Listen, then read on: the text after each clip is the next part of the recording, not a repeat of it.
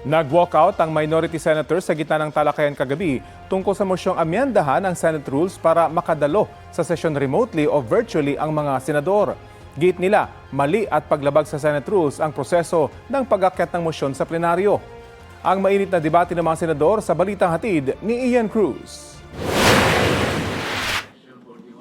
Mainit ang diskusyon ng talakayan sa Senado ang mosyon ni Senador Rodante Marcoleta na baguhin ang rules para mapayagan ang remote o virtual na pagdalo sa mga sesyon ng Senado.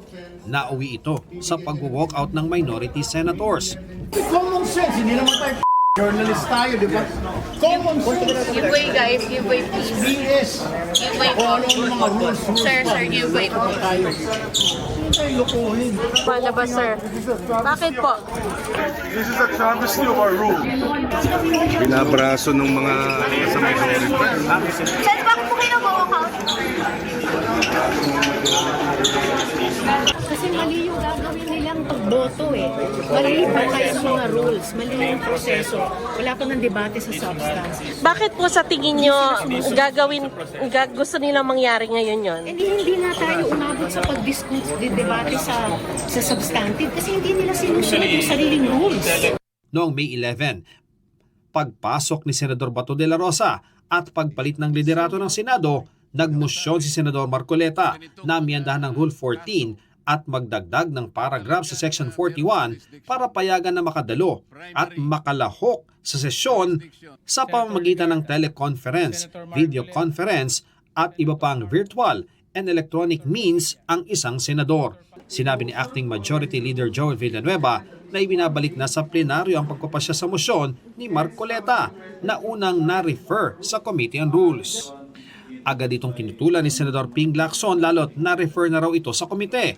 Pero gate ni Senate President Alan Peter Cayetano, pwedeng magpasya sa isang mosyon ang plenaryo na mas mataas sa isang komite alinsunod sa Rule 136 ng Senado. Ito pong motion na gustong talakayin ni Senator Marcoleta at pinamudmod ni Senate President sa atin, bagong motion po siya. Kung kaya't nag-a-apply po ang Rule Section 136 na kailangan bigyan ng isang araw pa pagkatapos ito i-move para talakayin. And tama si Senator Pangilinan, sa Lunes pa po yun, Madam President. Madam President, without giving meaning to anything, ito Senator pong Marcoleta. mahirap kasi kung wala po tayong legal background dito. Kaya sinasabi ko na nga po, hindi po bagong motion ito eh.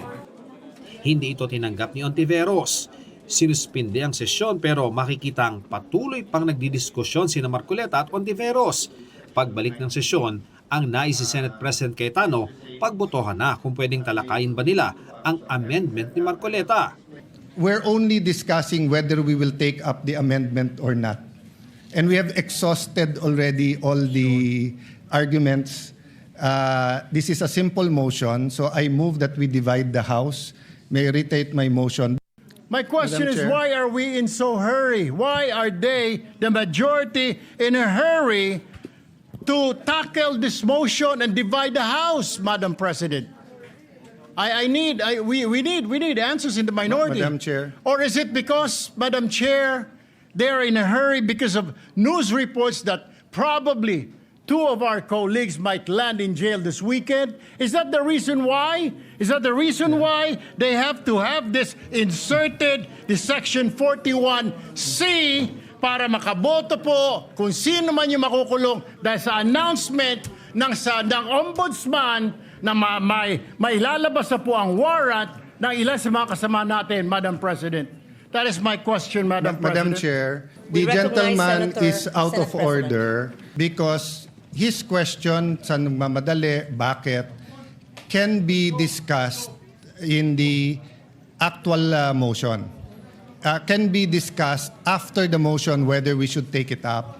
We take offense that bibigyan niya ng ganyang kulay. Nagsasalita pa si Cayetano nung maganap na ang walkout. Can be discussed in the... Tanging si Senate Minority Leader Tito Soto ang naiwan sa plenaryo sa hanay ng minorya. Motion to adjourn is Senate not President. debatable. Akala ko ba magaling sa rules? We're not Parliamentary debating, inquiry. It's not we're not debatable with the debating President. minority Very leader. good. Madam adjourn. President. Kapag ka po ba nag-walk out ang minority, nawawala po yung quorum. Nagsimula po tayong may quorum. It doesn't matter if they walk out. Yes, I think we still have the quorum. once there is a quorum call, you have to call the roll. Kahit na present lahat o kulang kanina o there was a motion to dispense, whatever that is. Not A upon a quorum situation, call, Madam President, when motion they, to- when they motion to readily adjourn and willingly walk out. takes precedence. Hindi po yung covered ng rule natin. Kalaunan ay in-adjourn din ang sesyon dahil sa kawalan ng quorum. Reaction dun sa pag-walk out ng members of the minority? I said life goes on. So we continue on Monday.